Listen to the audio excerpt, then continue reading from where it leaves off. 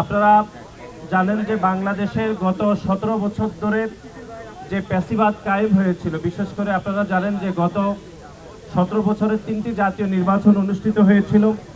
2014 সালের একটি বিনা ভোটের নির্বাচন, 2018 সালের একটি নিষেধাজ্ঞা নির্বাচন এবং 2024 সালের একটি আমির নির্বাচনে বাংলাদেশের তরুণদেরকে তাদের মতামত প্রতিষ্ঠার ক্ষেত্রে তাদেরকে বাধাগ্রস্ত করা হয়েছে।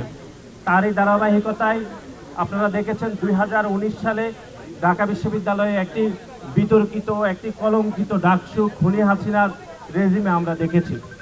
সুতরাং পরিবর্তিত পরিস্থিতিতে বাংলাদেশ জাতীয়তাবাদী ছাত্রদল বাংলাদেশের সাধারণ শিক্ষার্থীদের অধিকার আদায়ের জন্য আমরা যেরকম নিরলসভাবে কাজ করছি এবং একই সাথে বাংলাদেশের গণতান্ত্রিক ব্যবস্থাকে শক্তিশালী করা, মানুষের জন্য ভোটাধিকার প্রতিষ্ঠা করার জন্য এবং মানবাধিকার প্রতিষ্ঠায় বাংলাদেশ জাতীয়তাবাদী ছাত্রদলের দীর্ঘ 5 দশকের পথ চলাকে আমরা আরও অনেক বেশি দীর্ঘায়িত করতে চাই এবং সাধারণ শিক্ষার্থীদেরকে সাথে রেখে আমরা ঐক্যবদ্ধভাবে এগিয়ে যেতে চাই।